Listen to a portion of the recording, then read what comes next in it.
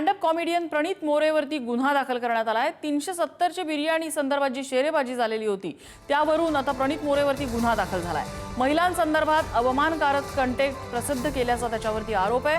Maharashtra cyber विभागाकडून प्रणित मोरेवरती गुन्हा दाखल करण्यात आलाय। प्रणित मोरे, हिमांशू जांगडा आणि सेजल पवार यांना चौकशीसाठी समन्स बजावण्यात आले। या प्रकरणाचा तपास सुरू आहे। संबंधितांवर कायदेशीर कारवाई होणार असल्याची माहिती मिळते आहे। नंदकिशोर गावडे आपल्याला अपडेट देत आहेत। नंदकिशोर, काय तपशील या संदर्भात?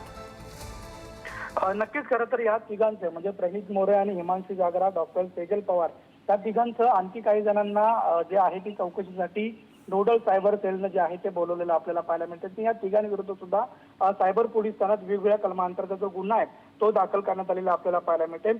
एकंदरीत जर पाहायला गेलं तर युट्यूब, इंस्टाग्राम आणि इतर सोशल मीडियाच्या प्लॅटफॉर्मवरती प्रणित मोरे यांनी आपल्या कार्यक्रमासंदर्भित ज्या क्लिप्स, 2 वेगवेगळ्या क्लिप्स होत्या खरं तर अपलोड केलेल्या होत्या।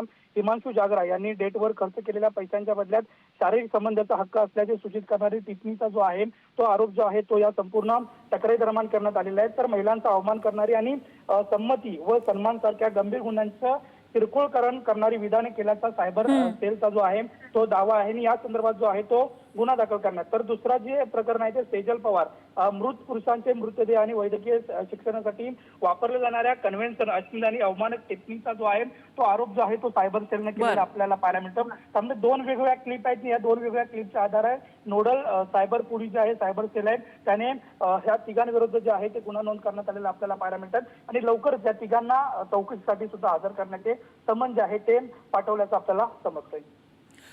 नंदकिशोर, धन्यवाद या सगळ्या माहितीबद्दल।